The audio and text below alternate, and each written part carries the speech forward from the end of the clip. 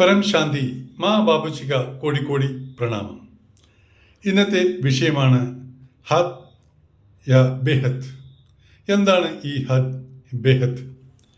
ഹദ് എന്നാൽ 5 തത്വത്തിൻ്റെ ദുനിയ, അതിനെയാണ് ഹദ് എന്ന് പറയുന്നത്. അതായത് നമ്മുടെ ബ്രഹ്മാണ്ടം.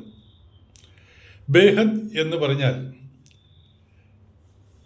ഈ നമ്മുടെ ബ്രഹ്മാണ്ടത്തിന് മേലെയുള്ള പരം തത്വത്തിൻ്റെ ദുനിയയാണ്. അതായത് ഈ 5 തത്വത്തിന് മേലെയുള്ള ദുനിയയാണ് ബേഹദ് എന്ന് പറയുന്നത്.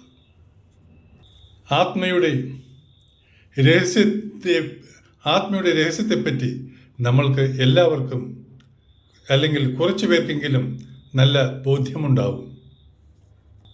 നമ്മൾക്ക് ആത്മയുടെ മൂൽ സ്വരൂപത്തിന്, അതായത് നിരാകാരി സ്വരൂപത്തിന് പരിചയമുണ്ടാകുമോ? ഉണ്ടാകണം. കാരണം എന്നാൽ മാത്രമേ നമ്മൾക്ക് ഈ ബ്രഹ്മാണ്ടം വിട്ട് നമ്മൾ ഏത് ബ്രഹ്മാണ്ടത്തിൽ നിന്നാണോ വന്നത് അങ്ങോട്ട് പോകാൻ നമുക്ക് സാധിക്കുകയുള്ളൂ. നമ്മുടെ ഈ ബ്രഹ്മാണ്ടത്തിന്, നമ്മുടെ ഈ ഭൂമിയിൽ ആത്മയുടെ സൃജൻ തത്വം കൊണ്ടാണ് ഉപയോഗിച്ചിരിക്കുന്നത്. എന്നാൽ ബേഹദ് ആത്മാക്കളെ സൃജൻ ചെയ്തിരിക്കുന്നത് പരം ലൈറ്റ് കൊണ്ടാണ് സൃഷ്ടിച്ചിരിക്കുന്നത്. അത് ആദ്യം മനസ്സിലാക്കണം. കാരണം എല്ലാവരും ചിന്തിച്ചു വച്ചിരിക്കുന്ന ആത്മ എല്ലാം വേറെ വേറെയല്ല, എല്ലാം ഒരുമിച്ചിട്ടുള്ളതാണ്, ഒന്നിൽ നിന്നാണ് വന്നിരിക്കുന്നത് എന്നാണ് എല്ലാവരും ധരിച്ചു വച്ചിരിക്കുന്നത്. എന്നാൽ അങ്ങനെയല്ല കാര്യങ്ങൾ. പല പല ആത്മാക്കളും പല പല ബ്രഹ്മാണ്ടത്തിൽ നിന്നാണ് വന്നിരിക്കുന്നത്. നമ്മുടെ ബ്രഹ്മാണ്ടത്തിലെ, അതായത് നമ്മുടെ ഭൂമിയിലെ ആത്മയും ജീവാത്മയും തമ്മിൽ ഒരു ഭേദവുമില്ല. നമ്മുടെ ബ്രഹ്മാണ്ടത്തിലെ ആത്മയാണെങ്കിലും ശരി, നമ്മുടെ ഭൂമിയിലെ ആത്മയാണെങ്കിലും ശരി, 2 ആത്മാക്കൾക്കും ജ്ഞാനത്തെപ്പറ്റി അറിഞ്ഞുകൂടാ. അതുകൊണ്ടാണ് നമ്മുടെ ഈ ഭൂമിയിൽ വന്ന് പിറന്നു വീണത്. നമ്മുടെ ജീവാത്മ സത്യത്തെ തിരിച്ചറിയാൻ സാധിക്കുന്നില്ല. കാരണം ഈ 5 തത്വത്തിൽപ്പെട്ട് അവർ ഈ മായാലോകത്തിൻ്റെ അടിമയായിരിക്കുകയാണ്. കാരണം ഈ അടിമയിൽ നിന്ന്, അതായത് ഈ മായയിൽ നിന്ന് എണിച്ചാൽ മാത്രമേ ഈ സത്യത്തെക്കുറിച്ച് തിരിച്ചറിവ് ഉണ്ടാവുകയുള്ളൂ. ജീവാത്മ അമ്പലങ്ങളിലോ പല സത്സംഗങ്ങളിലോ പങ്കെടുത്ത് ഭക്തിമാർഗത്തിൽ എന്താണോ ആ ജ്ഞാനത്തെയാണ് സ്വീകരിക്കുന്നത്.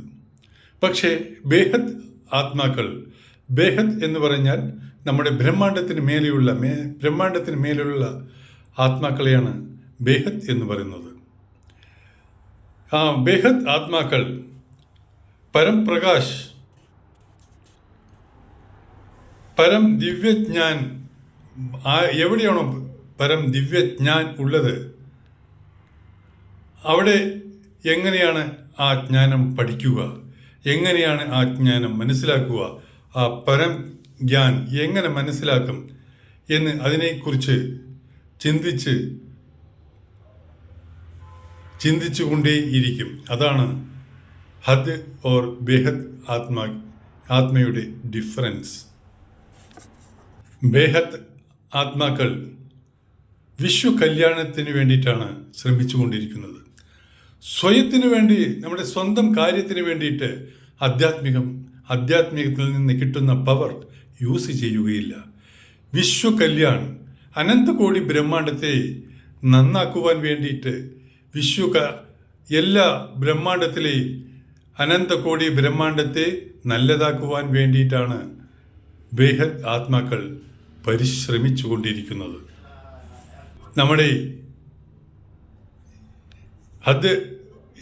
നമ്മുടെ ബ്രഹ്മാണ്ടത്തിലെ ആത്മാക്കൾക്ക് സ്ഥൂൽ ശരീരം, സൂക്ഷ്മ ശരീരം, കാരൺ ശരീരം ഇവയാണ് ഉള്ളത്.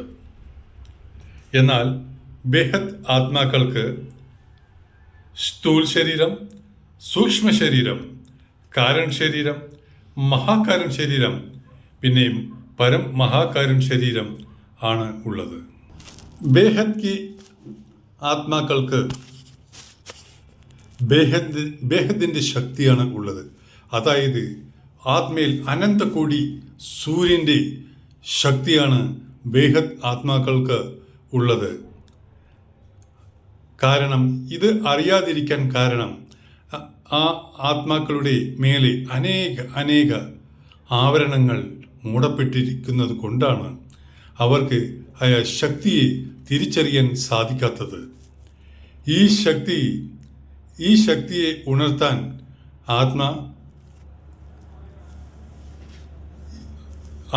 ഈ ശക്തിയെ ഉണർത്തേണ്ടത് അത്യാവശ്യമാണ്. ബേഹദ് ആത്മാക്കൾക്ക് ബേഹദ് പരം പ്രകാശ് ഉള്ള അത്രയും ശക്തിയാണ് ഉള്ളത്. കാരണം ഒരു സൂര്യൻ്റെ ശക്തിയല്ല, അനന്തകോടി സൂര്യൻ്റെ ശക്തിയാണ് ബേഹദ് ആത്മാക്കൾക്ക് ഉള്ളത്.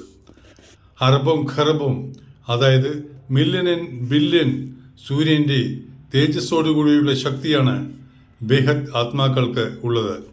ഈ ശക്തി ഉണർത്താൻ വേണ്ടിയുള്ള ഒരു ഉപായമാണ് ആത്മജ്ഞാൻ. ആവരണത്തിനെ മാറ്റി അവരുടെ മൂൽ സ്വരൂപത്തിനെ പ്രാപ്തമാക്കേണ്ടത് പുരുഷാർത്ഥത്തിലൂടെയാണ്. എന്നാൽ മാത്രമാണ് ഈ ബേഹദ്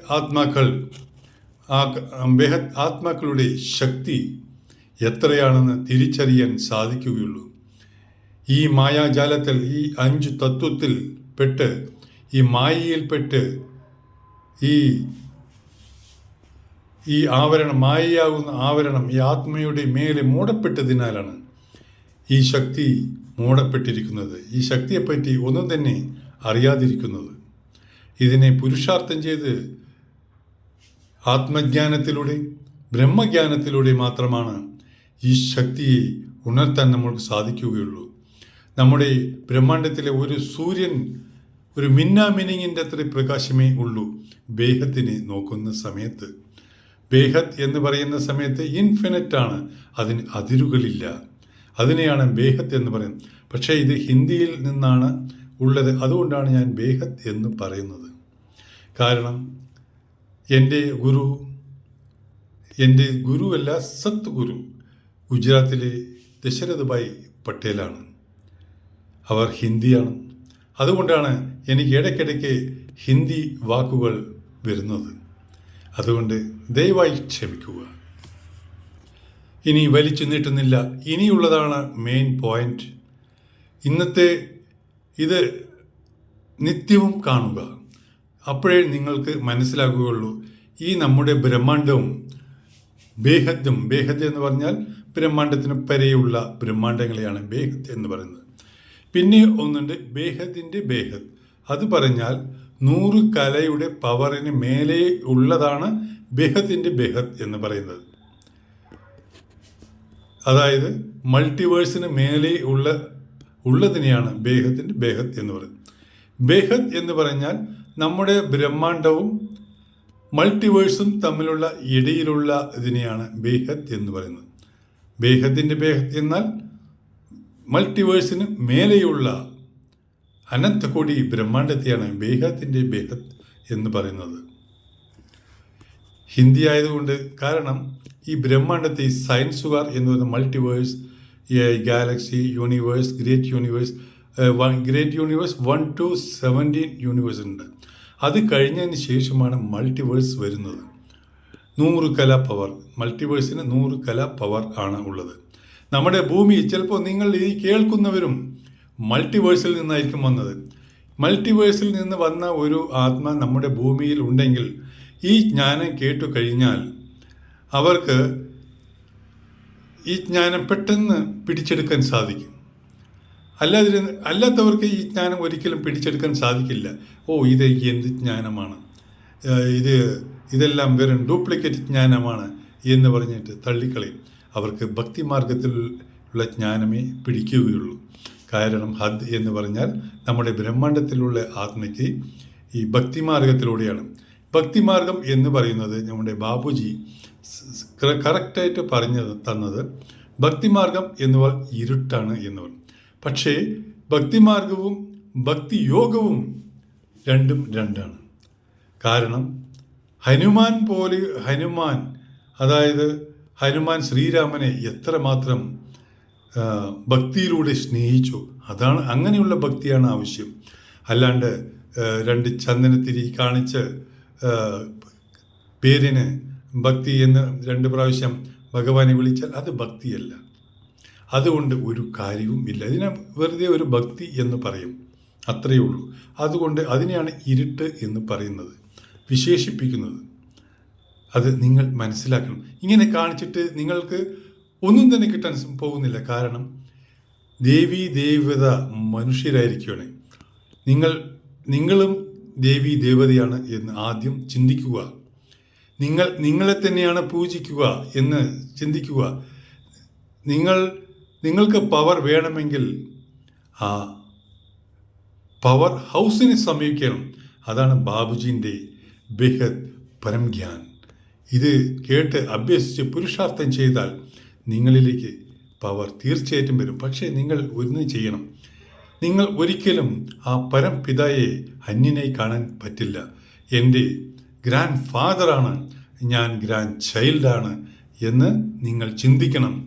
എന്നാലേ അപ്പൂപ്പന് മക്കളോട് സ്നേഹമുണ്ടാവുകയുള്ളൂ. സ്നേഹമില്ലെങ്കിൽ നിങ്ങൾക്ക് ഒരിക്കലും നിങ്ങൾക്ക് ആ അപ്പൂപ്പൻ്റെ കയ്യിൽ നിന്ന്, അതായത് പരംപിത പരമാത്മാവിൻ്റെ അടുത്ത് നിങ്ങളിലേക്ക് പവർ വരികയില്ല. എവിടെ സ്നേഹമുണ്ടോ അവിടെയാണ് പവർ ഉള്ളത്. കാരണം മറ്റുള്ള സ്നേഹം അല്ല ഞാൻ ഉദ്ദേശിക്കുന്നത്, പരമാത്മാവിനോടുള്ള സ്നേഹമാണ് ഞാൻ പറയുന്നത്. പരമാത്മാവിനെ എത്ര സ്നേഹിക്കുന്നുവോ അത്രയും പവർ നിങ്ങളിലേക്ക് ഓരോരോ തുള്ളിയായിട്ട് വന്നു വീഴും. അപ്പോൾ നിങ്ങളുടെ ആത്മയുടെ ആവരണങ്ങൾ പതുക്കെ ഇല്ലാതാവും. അതാണ് സംഭവിക്കുന്നത്. ഇത് ഒരുപാട് നീണ്ട സബ്ജക്റ്റാണ്. ഇത് ശരിയായിട്ട് രീതി കേട്ട് പുരുഷാർത്ഥം ചെയ്താൽ നിങ്ങളുടെ കുടുംബത്തിലെ ആദ്യം നിങ്ങൾ നന്നാകും. അത് കഴിഞ്ഞ് കുടുംബത്തിലുള്ളവർ നന്നാകും. നിങ്ങൾ എവിടെ പോകുന്ന സമയം എവിടെ പോയാലും ശരി നിങ്ങൾക്ക് ദുഃഖം വരികയില്ല. ഈ ജ്ഞാനം കേട്ട് പുരുഷാർത്ഥം ചെയ്യുന്നവർക്ക് ഒരു ശക്തിയും ദുഷ്ടശക്തികൾ നിങ്ങളെ ടച്ച് ചെയ്യുകയില്ല.